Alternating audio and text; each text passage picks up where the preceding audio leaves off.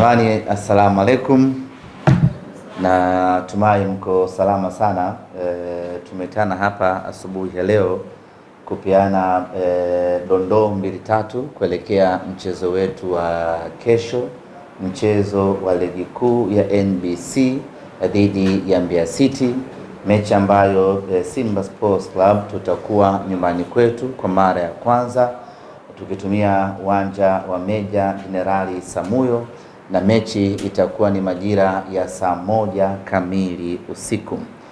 Tayari Mwalimu Selemani Matola ameshatoa maelezo ya kiufundi kuelekea mchezo huo, na sisi tukasema tutoe taarifa fupi kuelekea katika mchezo huo, hasa kwenye upande wa majukwani, kwa maana ya eneo nyeti la mashabiki. Lakini kabla hatujauzungumzia kiundani kabisa mchezo wetu dhidi ya Mbeya City, jana tumetoa taarifa kwa umma ambayo inahusiana na Simba Sports Club kukubaliana kuvunja mkataba na aliyekuwa meneja wa kikosi chetu Dimitar Pantev, ambapo makubaliano hayo yamehusisha vile vile yeye na wasaidizi wake wawili, ambaye ni kocha wa magolikipa na aliyekuwa msaidizi wake namba 1. Wote kwa pamoja tumekubaliana kuvunja nao mkataba. Kwa kuwa ni makubaliano ya pande zote mbili, kwa mantiki hiyo basi hakuna upande wowote ambao unalazimika, unawajibika kutoa maelezo ya kina ama sababu za ndani kwa nini tumefikia maamuzi hayo ya kuvunja mkataba baina ya sisi na upande wa walimu. Kwa mantiki hiyo basi, taarifa ambayo inapaswa kuwafikia mashabiki wetu wa Simba kupitia ninyi ndugu zetu waandishi wa habari ni kwamba ni makubaliano ya pande zote mbili. Wapo watu ambao wana shauku kubwa ya kutaka kufahamu sababu za ndani za kufikia maamuzi hayo, lakini tuseme tu ya kwamba ni makubaliano ya pande mbili, na hivyo hatuna sababu ya kutoka hadharani na kuanza kuelezea sababu ni 1, 2, 3 ya kufikia maamuzi hayo. Lakini tunachoweza kusisitiza ni kwamba maamuzi haya ambayo tumeyafikia ni kwa maslahi mapana na maslahi makubwa ya Simba Sports Club, lakini vile vile ni kwa maslahi ya walimu wenyewe ama meneja mwenyewe. Maamuzi haya ambayo tumeyafanya ndani yake yana msaada mkubwa mno kwa timu yetu ya Simba, yana maslahi mapana kwa maendeleo ya kikosi chetu cha Simba Sports Club. Kwa hiyo mashabiki wa Simba waendelee kutuamini ya kwamba tulichokifanya ni kwa maslahi ya timu yetu ya Simba Sports Club. Baada ya kuachana na Dimitar Pantev, kikosi chetu hivi sasa kitakuwa chini ya Mwalimu Selemani Matola. Yeye ndiye ambaye ataongoza jahazi letu kwa mechi mbili ambazo ziko usoni mwetu hivi sasa. Mechi ya tarehe 4 dhidi ya Mbeya City na mechi ya tarehe 7 dhidi ya Azam FC. Tangu kikosi kimerejea kutoka Mali tukaingia kambini, tumekuwa na program za maandalizi kuelekea mchezo wetu, na hii leo tarehe 3 tunafanya tena mazoezi ya mwisho chini ya Mwalimu Selemani Matola kuelekea katika mchezo wetu dhidi ya Mbeya City.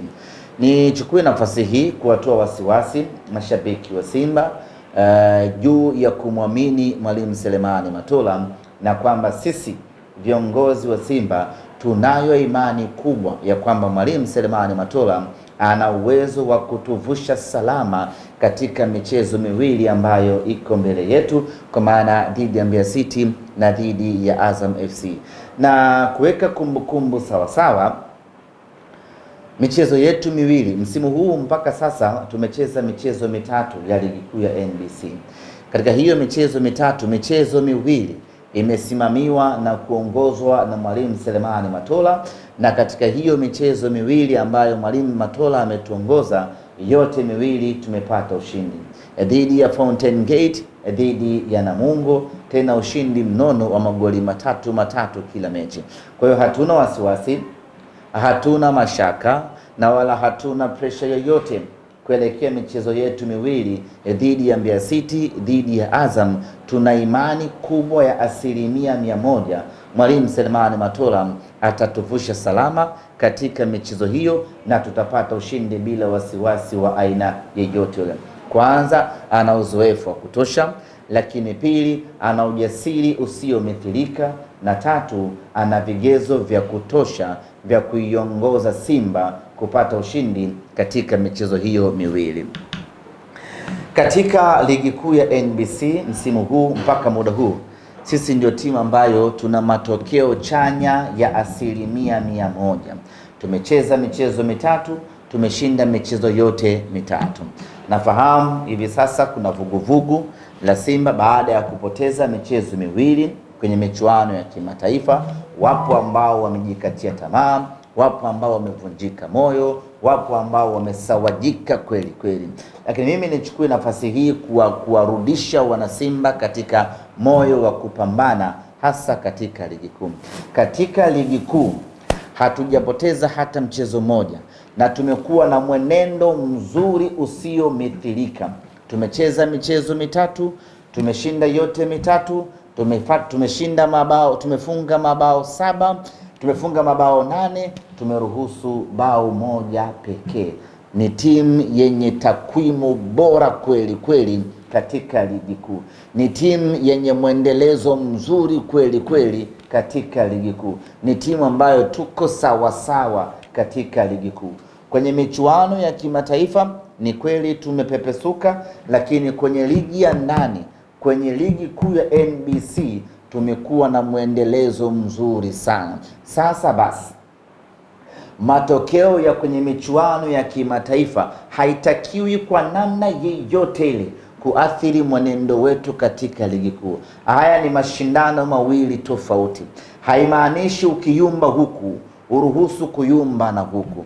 Tumeyumba kwenye michuano ya kimataifa, tunakubali, tunakwenda kujipanga kwa ajili ya kufanya vizuri katika mechi zinazokuja, lakini kwa sasa nguvu yetu, kwa sasa focus yetu, na kwa sasa tunachopaswa kuwekeza nguvu ni michezo yetu ya ligi kuu ya NBC, tukianza na Mbeya City. Huku katika ligi kuu hatuna kasoro hata moja. Katika ligi kuu tuko sawasawa kwa 100%.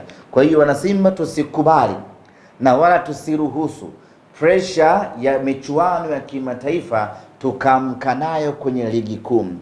Mabaya tuliyofanya kwenye michuano ya kimataifa yakaathiri mwenendo wetu kwenye michuano ya ligi kuu. Huku kwenye ligi kuu tumejipata, tuko vizuri kweli kweli, na kwa mantiki hiyo tunapaswa kuendeleza moto wetu katika ligi kuu, kwa maana ya kushinda mchezo dhidi ya Mbeya City na kushinda mchezo dhidi ya Azam FC. Sasa ili tuweze kushinda michezo hii miwili migumu, ni lazima tusahau yote yaliyotokea kwenye michuano ya kimataifa. Ni lazima tuache lawama zote kwenye michuano ya kimataifa, tusahau yote yaliyopita kwenye michuano ya kimataifa, na badala yake tukusanye nguvu yetu mpya, twende kwenye michuano ya ligi kuu ya NBC. Tusikubali hata kidogo, tusiruhusu hata mara moja kuyumbishwa na matokeo ambayo tumeyapata katika michuano ya kimataifa. Huku katika ligi kuu ya NBC sisi tuko njema sana, sisi tuko bora sana, na tunapaswa kuendeleza ubora huo.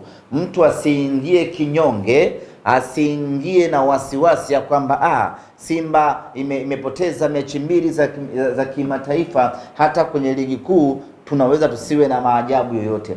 Mwana Simba yeyote asiwe na fikra hizo hasi katika kichwa chake.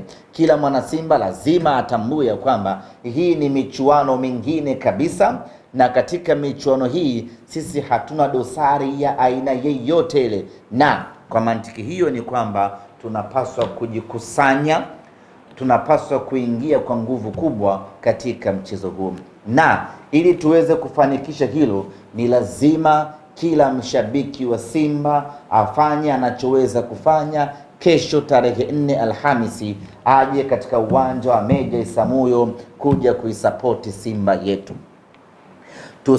Tusiwahukumu wachezaji wetu katika ligi kuu kupitia michuano ya kimataifa. Ya kule ni kule, tutakwenda kudili nayo perpendicular muda ukifika, lakini huku kwenye ligi kuu ya NBC tunapaswa kuwatia moyo wachezaji wetu, tunapaswa kuwatia nguvu wachezaji wetu, tunapaswa kusimama nao. Tusiruhusu unyonge ukawaingia wachezaji wetu, wala unyonge ukatutawala sisi mashabiki. Tunapaswa kuwa na ari ile ile, kuwa na ari kubwa kweli kweli kuelekea katika mchezo wetu dhidi ya Mbeya City. Tunatakiwa kushinda mchezo huo na mchezo unaofuatia ili tuendelee kumaintain ubora wetu hasa katika ligi ya ndani. Simanzi itakuwa kubwa zaidi kwa wanasimba kama tutaruhusu na kwenye ligi ya ndani kuyumba kama ambavyo tumeyumba kwenye michuano ya kimataifa. Lakini basi kule hatujafanya vizuri, huku kwenye ligi ya ndani ije itupe faraja. Na rai kwa mashabiki, kwa wachezaji wetu, mechi ya kesho dhidi ya Mbeya City iwe ni mechi ya wao kutufuta machozi mashabiki wa Simba, iwe ni mechi ya wao kupambana kufa na kupona kutupatia ushindi mashabiki wa Simba. Weekend hii imekuwa mbaya sanjari na weekend iliyopita imekuwa mbaya kwa kupoteza michezo miwili mtawalia kwenye michuano ya kimataifa. Basi Alhamisi hii tunawaomba wachezaji wetu waende wakapambane wanavyoweza kupambana, waende wakashindane wanavyoweza kushindana, waweze wakajitoe wanavyoweza kujitoa, na Simba tupate alama 3, mpira mkubwa na magoli ya kutosha, ili wana Simba tufurahi kwa kupata ushindi huo na tusahau yale yote ambayo yamepita katika michezo iliyopita. Lakini wachezaji peke yao hawawezi hilo, na mashabiki vile vile wanapaswa kujitoa kuja uwanjani na kuwatia nguvu wachezaji wetu waendelee kupambana kwa maslahi ya Simba yetu. Tayari tumetangaza viingilio katika mchezo huu, na viingilio tumeweka rafiki kweli kweli, kwa sababu nyingi kweli kweli, ikiwemo umbali wa uwanja ulipo, siku yenyewe ni ngumu Alhamisi, muda wenyewe vile vile. Ndio maana tukasema wacha tuweke kiingilio rafiki sana, walau iwe sehemu ya kumvutia shabiki kuja uwanjani. Mzunguko tumeweka shilingi 3,000. Tunaamini kila mwana Simba ana uwezo wa kumudu kuja uwanjani. Mbweni kule kuna hiyo changamoto ya usafiri, lakini tumeweka kiingilio rafiki ili at least gharama nyingine za shabiki wa Simba azitumie kwenye usafiri na kiingilio kiwe kidogo aweze kuja uwanjani. Lakini VIP ni shilingi 5,000. Kwa hiyo ni kiingilio ambacho kila mtu ana uwezo wa kumudu na kuja uwanjani. Lakini tufanye kama ambavyo tulifanya kwenye mechi dhidi ya JKT. Mashabiki wengi zaidi walikuja kwa mtindo wa pamoja, kwa maana ya kwamba watu walikodi gari, walikodi bajaji, wakaamua kuja pamoja uwanjani. Tukiwa na utaratibu huo, inatusaidia kuondoa usumbufu kidogo wa kufika Meja Isamuhyo kule Mbweni. Kwa hiyo mimi nitoe rai kwa mashabiki wa Simba wanaoweza kukodi bajaji kwa pamoja. Mechi na JKT ile niliona wenzetu wa Kapu la Magoli wamekodi bajaji kutoka Tandika, wamekuja mpaka Mbweni kuja kuishangilia Simba. Wengine wamening'inia namna hii kwenye mlango, lakini wamekuja mpaka uwanjani kwa ajili ya kuishangilia Simba yao. Na matawi mengine ama makundi mengine vile vile walikuja uwanjani kwa mtindo wa pamoja, na hiyo ikasaidia kwa kiasi kikubwa kuwapunguzia adha ya usafiri. Na katika mechi ya kesho vile vile niwaombe mashabiki wa Simba tutumie mfumo huo, wale ambao wanaweza kujiorganize katika tawi kama vile tunaenda mikoani tu, mnachanga nauli yenu ya pamoja na kisha mnakuja uwanjani kuja kuishangilia Simba yetu. Mimi niseme kitu kimoja very important kwa mashabiki wa Simba. Yote yawe, yote yazungumzwe na yote yatokee na kila kitu kifanyike, lakini sapoti yetu kwa timu yetu ni kitu ambacho hakina mjadala. Support ya shabiki kwa Simba yake ni kitu ambacho hakihitaji compromise. Support ya shabiki kwa Simba yake ni jambo ambalo haliepukiki, kwa sababu Simba hii ni Simba ambayo tumeichagua, na kwa mantiki hiyo tuna sababu ya kuilinda. Kuilinda kwake ni kuipa support katika nyakati zote, hasa nyakati ngumu. Kwa hiyo shabiki wa Simba, vyovyote utakachokuwa unafikiria kichwani mwako, lakini swala la kuja uwanjani kuishangilia Simba yako ni jambo ambalo haliepukiki kwa maslahi ya Simba yako. Mechi ya Simba, mashabiki wanaopaswa kuja kwa wengi uwanjani ni mashabiki wa Simba. Huwezi kusema mimi shabiki siendi uwanjani ukategemea watakuja mashabiki wa Mbeya City. Mbeya City haina mashabiki mjini hapa. Kwa hiyo mechi ya Simba, mashabiki wanaopaswa kuja ni mashabiki wa Simba. Nichukue nafasi hii kualika, kuwaita na kuwaomba mashabiki wa Simba waje kwa wingi uwanjani siku ya kesho, tuje tuishangilie Simba yetu, twende tukachukue alama 3, tuwe na mwendelezo mzuri katika ligi kuu ya NBC. Kwenye kuhitimisha, nihitimishe na taarifa kuhusiana na kocha. Jana tumetoa hiyo taarifa na kwamba mchakato wa kutafuta kocha mwingine tayari umeshaanza, na jambo zuri ni kwamba baada ya mechi na Azam FC tarehe 7 ligi itasimama na mashindano yote yatasimama mpaka hapo baadaye, mpaka mwezi wa kwanza tarehe 18 ambapo AFCON itamalizika. Maana yake ni kwamba tuna muda hapo wa kumtafuta mwalimu aliyekuwa bora na mzuri. Tutakapompata tukamkabidhi timu na mwalimu akawa na muda wa wiki isiyopungua 3-4 mpaka wiki 2-3 mpaka 4 za kufanya maandalizi mazuri na kutengeneza timu yake kuelekea mechi yetu ya tarehe 23 ama 21 ya ligi ya mabingwa barani Afrika dhidi ya Esperance. Kwa hiyo timing wise, kwa maana ya muda, ni mzuri mno hapa, kwamba una utulivu wa kutosha wa kutafuta mwalimu, na mwalimu ukampata, ukamkabidhi timu, akapata wiki 3-4 za kufanya maandalizi makubwa kuelekea katika duru inayofuata ya michuano mbalimbali. Yaani kwa fupi ni kwamba tuna kama ka pre-season kingine fulani hivi kinakwenda kupatikana very soon, ambacho hicho itakuwa ni advantage kubwa kwa mwalimu wetu mpya atakayekuja kuja kukaa na wachezaji, kujua tabia za wachezaji, kujua viwango vya wachezaji, ubora wa wachezaji, udhaifu wa wachezaji, na kutengeneza timu ambayo itakwenda kutupigania kwa msimu huu wa 2025 2026. Mimi nimemaliza. Kama kuna swali. Mbeya City ni moja kati ya timu zimedhihirisha kwamba zimekuja na ushindani mkubwa kwenye ligi ya NBC. Ndio maana mchezo wao dhidi ya wale title contenders hasa Yanga waliweza kutoa suluhu. Kwa hiyo nyinyi mnakwenda kucheza na Mbeya City aina gani? Tunaenda na vision aina gani ambapo hamna kuchambua sasa hivi Suleiman? Kwanza lazima tukiri kwamba kutana na timu zote ligi kuu, lakini usikutane na Mbeya City.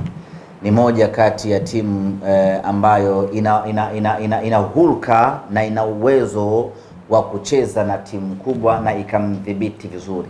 Mbeya City ana uwezo huo, na hajaanza leo. Mbeya City ubora wake tangu miaka hiyo mpaka hivi sasa bado ameweza kumaintain. Anaweza akapepesuka, lakini ubora wake dhidi ya timu kubwa huwa uko pale. Ni ngumu mno kucheza na Mbeya City kipindi hiki, hasa na wao wakiwa wametoka kutimua kocha wao.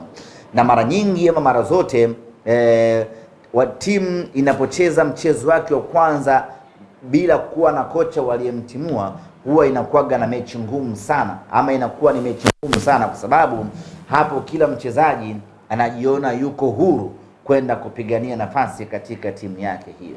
Kwa hiyo tutegemee Mbeya City kesho watatupa mchezo mgumu kweli kweli, kwanza kwa nature yao ya ugumu wao, lakini vile vile kwa aina yao ya ushindani waliokuwa nao na confidence waliokuwa nao. Kwa hiyo itakuwa ni mechi ngumu, lakini sisi tumejidhatiti na tumejipanga vilivyo kuhakikisha kwamba tunakwenda kupata matokeo mazuri katika mchezo huo dhidi ya wao.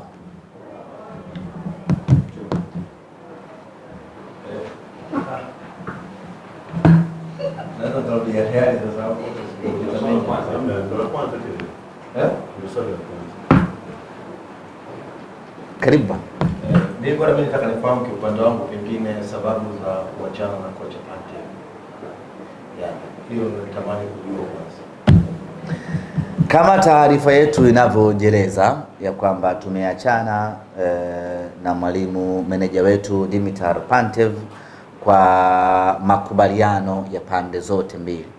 Yaani sisi na yeye tumekaa mezani tukakubaliana, bana, hii ndoa yetu ifikie tamati hapa. Na kwa kuwa ni makubaliano ya pande zote mbili na kila mmoja ameridhia kuvunja uhusiano huu, hatulazimiki, hatuwajibiki na haitakiwi pande yoyote kati ya hizi mbili kutoka hadharani na kuanza kusema tumeachana kwa sababu 1, 2, 3. Iheshimiwe na itambulike ni kwamba ni kwa maslahi ya pande zote mbili. Na kwa sisi Simba Sports Club makubaliano haya ambayo tumefikia ya kuachana na mwalimu Dimitar Pantev ina maslahi makubwa mno kwa Simba Sports Club. Ndio, kiufundi sasa hii haiwezi kuwa na labda na athari, kwa sababu tunaona Fadlu waliandaa timu labda icheze mfumo fulani, tunaona Pantev kaja icheze mfumo fulani, anakuja kocha hivi, maana wachezaji wanashindwa kuelewa tushike lipo.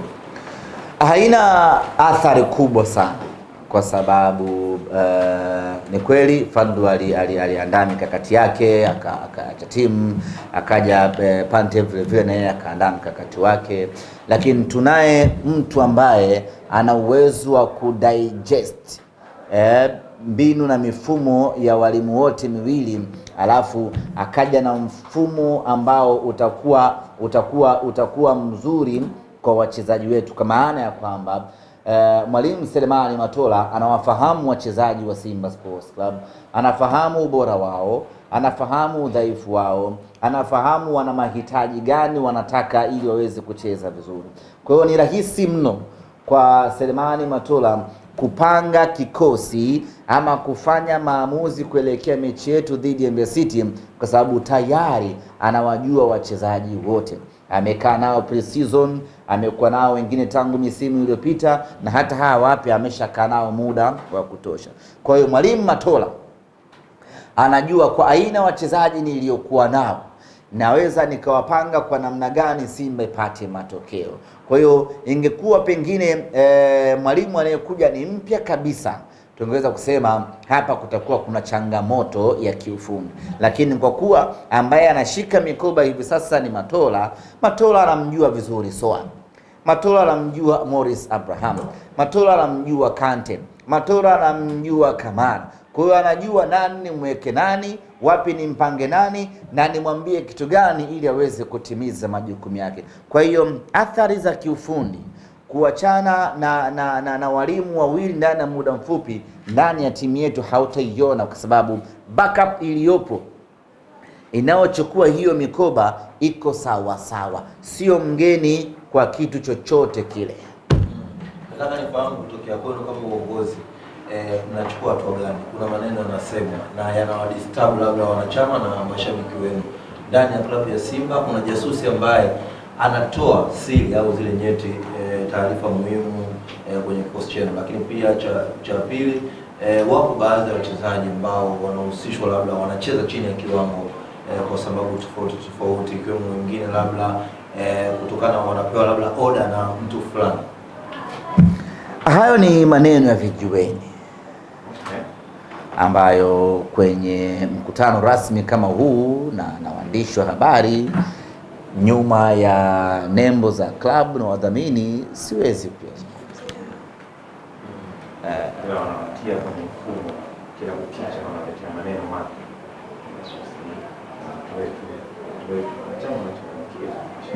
Anachanganyikiwa, atakuwa alichanganyikiwa zamani tu, ila mwana Simba thabiti hawezi kuchanganyikiwa na vitu vya kitoto kama hivi.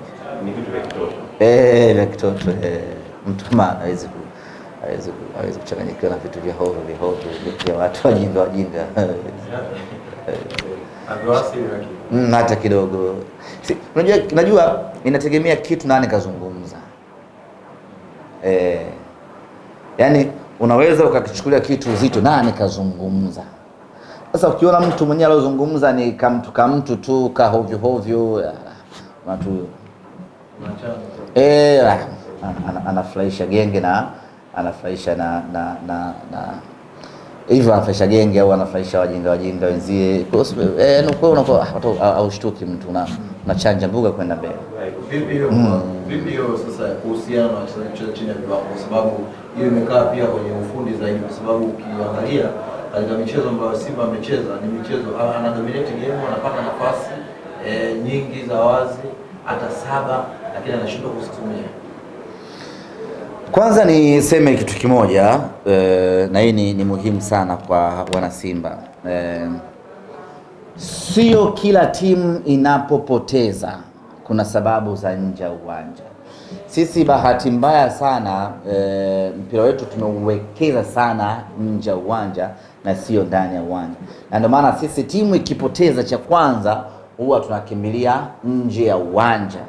Na ndio maana ni rahisi mtu kuambia Benjamin Mkapa ina 1, 2, 3, kwa sababu sisi tumewekeza zaidi kwenye fikra za nje ya uwanja badala ya kuangalia ndani ya kiwanja pengine kuna changamoto gani.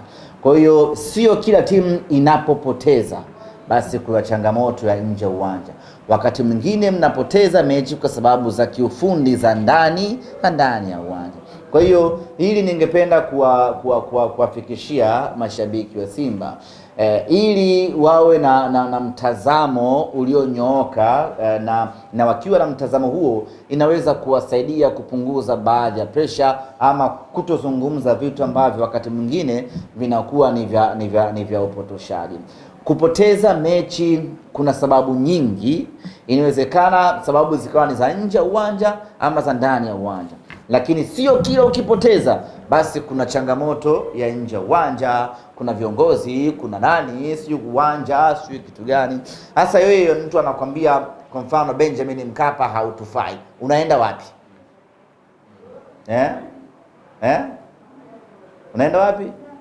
Unaenda Zanzibar. Na huko ukiona pakufai unaenda wapi? Kirumba.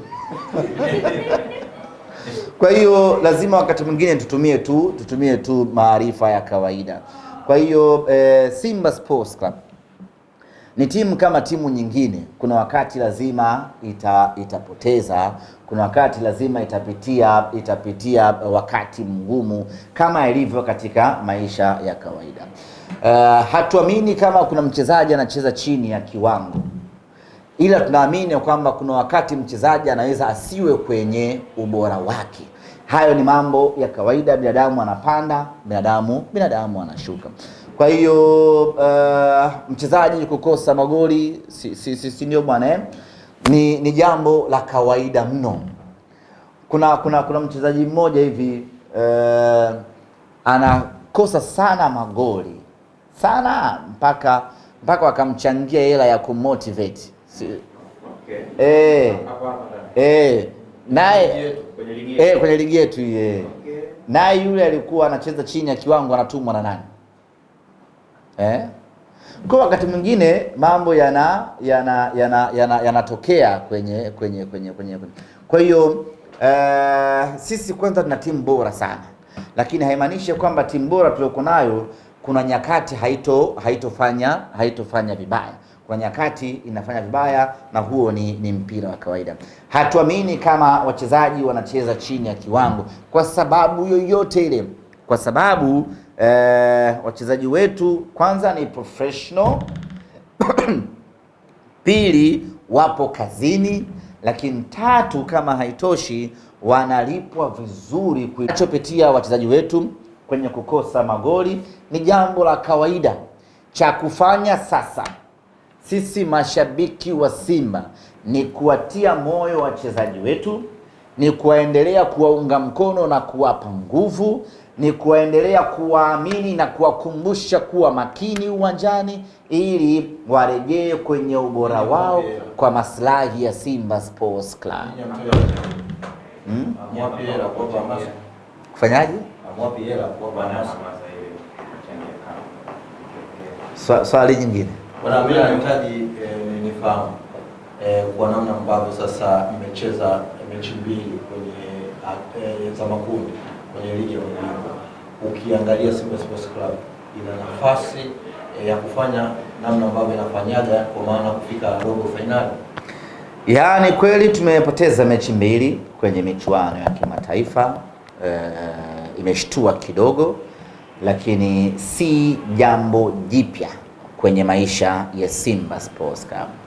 Sababu ya kusema sio jambo jipya, watu tusichukulie hii very personal, kwamba tumepoteza mechi mbili, viongozi wafai, nani hafai, nani hafai. Ni jambo la kawaida mno, na ni la kawaida sio kwa watu wengine, hata kwetu wenyewe Simba Sports Club tumeshawahi kupitia.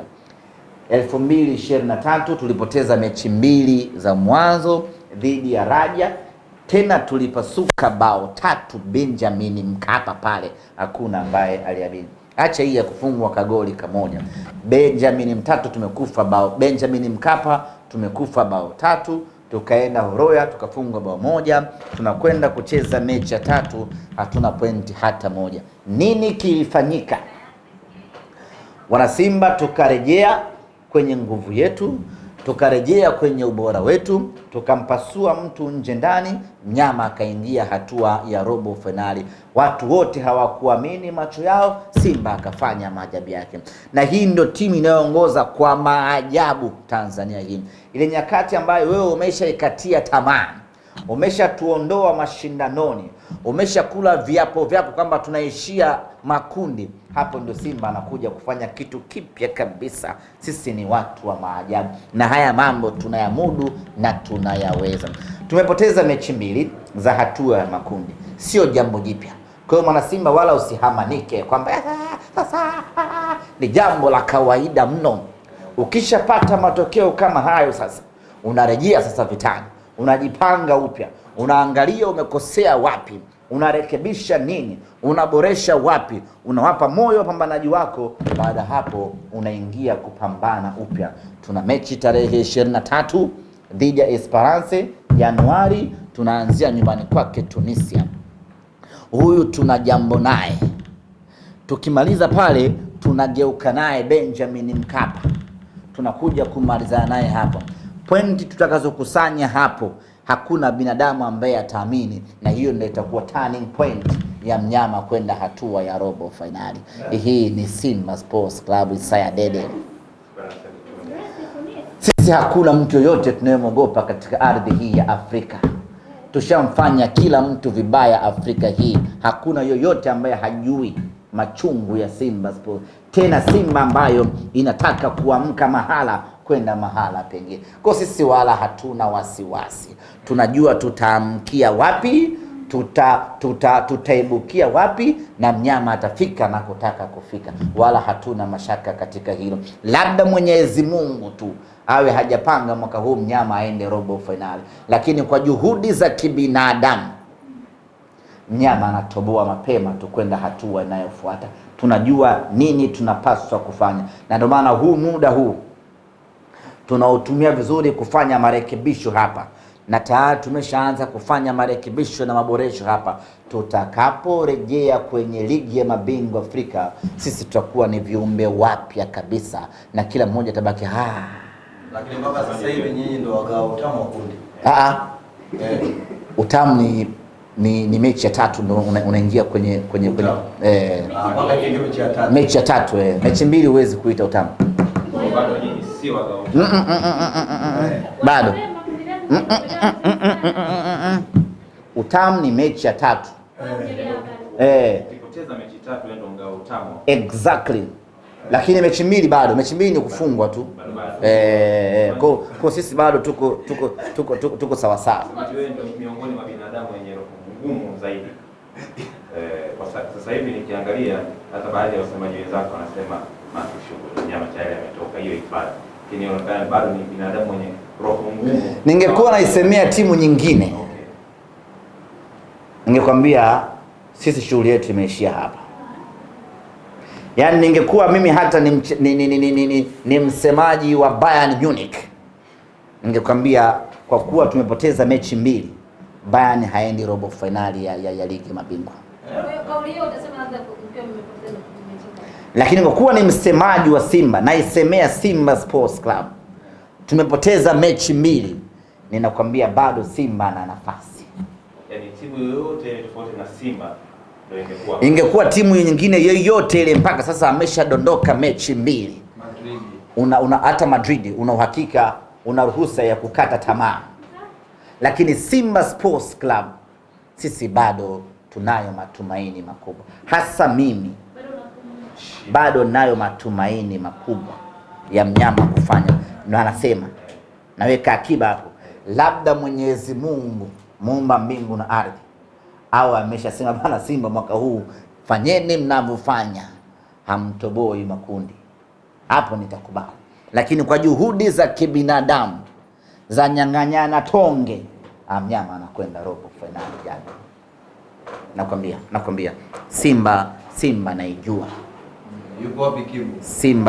Kibu Dennis alipata msiba na akapata likizo kwa ajili ya msiba kwa mujibu wa kanuni za utumishi wa umma, na sasa ameshamaliza likizo yake ya msiba, anarejea kazini kuja kuendelea kuitumikia Simba yake.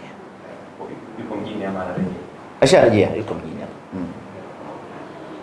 Mchakato wa kutafuta mwalimu mpya umeanza. Anayekuja naye atakuwa meneja mkuu au atakuwa kocha? Subiri aje sasa.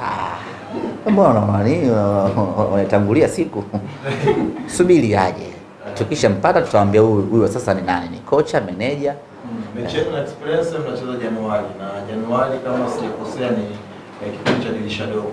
Nataka nifahamu kwa tathmini ya Simba, ripoti za walimu wao ambao wamekaa hapa, walisuggest labda kuongezwa mchezaji yoyote mwingine au mpo katika mpango labda wa kuongeza mchezaji dirisha dogo? Sijapewa taarifa yoyote kama kuna mapendekezo ambayo walimu waliopita wameacha kwenye eneo la kuongeza wachezaji, lakini ninachoweza kusema ni kwamba unajua, mpaka sasa pamoja na kwamba tunaelekea kwenye dirisha dogo la usajili, lakini tumecheza mechi chache mno. Tumecheza mechi 3 tu za ligi kuu na tumecheza mechi 2 tu za group stage. Yaani kiujumla ni kwamba msimu huu tumecheza mechi 5 tu. Toa zile qualifier. Tumecheza mechi 5 pekee. Katika mechi 5 hizi ni ngumu mno kufanya assessment ya kwamba huyu afai, huyu nimuongeze, huyu nifanye kitu kama hicho. Kwa hiyo tusubiri mapendekezo ambayo yatatolewa, na uzuri tuna watu wetu wa ufundi ndani ya Simba hii watafanya hiyo tathmini, kisha tutakwenda kwenye dirisha dogo kama kuna wa kumuongeza, kama kuna wa kumnyoa, lakini tutafanya maamuzi yaliyokuwa sahihi ili kuiongezea makali Simba yetu. Na Simba sisi msimu huu mimi nadiriki kusema kwamba msimu huu tuna timu bora kuliko nyakati nyingine yeyote ile. Yaani Simba ya safari hii imekamilika kwa 100% sana. Safari hii tuna timu ya maana kweli kweli. Tuna timu ya daraja la juu haswa. Ukiangalia golini tu, acha pale kwa kina Kamara, Abel pamoja na Yakub, lakini njoo kwenye upande wa mabeki. Tuna mabeki bora ambao kusema na ukweli wa Mungu hakuna timu yoyote ambayo ina aina ya mabeki sisi tuliokuwa nao. Ukianza kwa Kapombe, ukija kwa Mligo, ukija kwa Inspector Karabwa, ukija kwa Rushain, ukija kwa Wilson Nangu, Simba imekamilika vibaya mno. Hapo sijamtaja Duchu. Eneo hilo Simba tuna mabeki bora kuliko timu nyingine yeyote. Njoo katikati ya kiwanja. Simba tuna Kagoma, Simba tuna Nabi Kante, Simba tuna Alassane Kante, Nabi Kamara, tuna Alassane Kante. Hapo katikati Simba imesheheni vibaya mno. Ukisogea juu kidogo ndio kufuru. Kuna Neo Maema, kuna Jean Charles Ahoua, na Jean Charles Ahoua bado hajaanza makeke yake ya kufunga na kuasisti. Kwa hiyo bado hatujaanza tu kufaidi matamu ya wachezaji wetu. Kwa hiyo hapo juu kuna hatari. Kuna Morris Abraham, ndugu yangu, mwaka huu tuna timu ya kutisha. Bajabel ameshakaa sawa sawa, sijui unanielewa naye anarejea anakuja kuunganisha nguvu hapo. Bado hajamtumia hata mechi, ndo kwanza namba ipo kwenye maganda yake, anakuja hapo Bajabel. Kija huku pembeni ni hatari vibaya mno kaka. Kuna Kibu Dennis Prosper, kuna Eli Kibisawala Mpanzu. Nimeshaanza kusikia maneno ya Eli Mpanzu na yaweka akiba, nitakuja kujibu baadaye, lakini tuna Eli Kibisawala Mpanzu, alafu kuna Ladak Chasambi, mtoto wa maajabu. Kaka, hii Simba mwaka huu ina hatari vibaya mno. Sijagusa pale mbele, ndo kuna tishio mno kweli kweli. Katika timu ambayo ina striking force ya maana. Na hii sio Tanzania tu, hapa nazungumzia Afrika nzima. Nyanyuke kidogo watu wanione. Afrika nzima timu yenye striking force ya maana ni Simba Sports Club, ndugu zangu. Hilo halihitaji ubishi hata kidogo. Kaka, sisi tuna Jonathan Soa. Soa yule sio mshambuliaji wa kawaida. Na light kama angepata game time ya kutosha hapa, mimi ninakuhakikishia Jonathan Soa lazima ungemwona kwenye timu ya taifa ya Ghana pale AFCON. Yaani hilo bila kipengele cha aina yoyote ile, ni mshambuliaji aliyekamilika. Tunaye sisi mshambuliaji huyo ndani ya timu yetu. Simba ina Selemani Mwalimu kaka. Mshambuliaji huyo Gomez Mfalme Selemani tunaye sisi kwenye timu yetu. Utapata wapi mshambuliaji aina ya Selemani Mwalimu Afrika hii zaidi ya Simba? Sisi tuna striker refu kuliko goli kaka. Msimu uliopita kafunga magoli 13. Msimu huu bado hajaanza kuonesha makeke yake. Sasa aina hii ya timu tuliokuwa nao sisi tunahitaji a very strong man and a very smart man kwa ajili ya kuongoza hawa. Sijui umeelewa Umeelewa vizuri hapo Kaka. Tukisha kaa sawa sawa. Ushaikuwa na manati.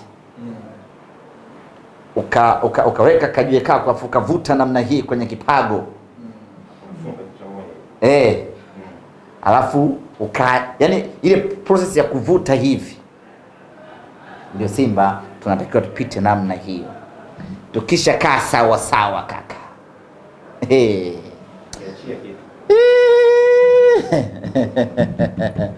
Fumbeni macho tuombe.